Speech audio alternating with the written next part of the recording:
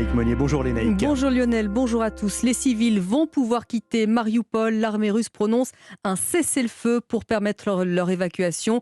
Ouverture dans 2 heures d'un couloir humanitaire, ce qui pourrait être le signe avant-coureur d'une intensification des combats pour la prise de la ville. Ce grand port de l'Est du pays est d'ores et déjà sous blocus. Et puis l'un de nos envoyés spéciaux, Nicolas Delabarre, nous le disait dans le journal de 8 heures. Kiev, plus que jamais sous la menace d'un siège. Les Russes pilonnent les banlieues qui encerclent la ville et ce matin, les habitants de la capitale ukrainienne sont cernés. L'Ukraine qui se réveille et se couche au rythme des sirènes, des bombes et des gravats depuis 10 jours. Nous partons à Jitomir, à l'ouest de Kiev. Hier, une école y a été frappée. Écoutez le reportage de l'un de nos envoyés spéciaux, Nicolas Tonev. Depuis 72 heures, les cloches s'ajoutent aux sirènes.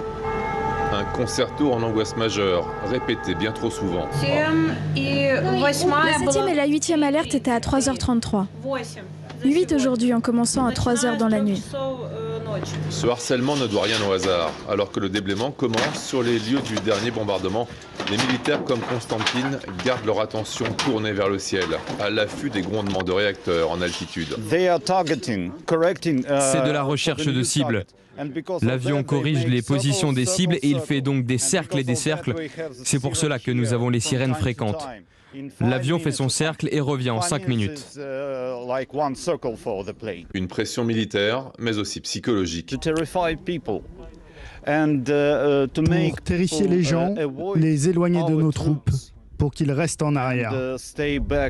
Une peur accentuée par l'imprécision des frappes qui rend impossible toute notion de sécurité, même en se tenant à l'écart de possibles objectifs de l'aviation.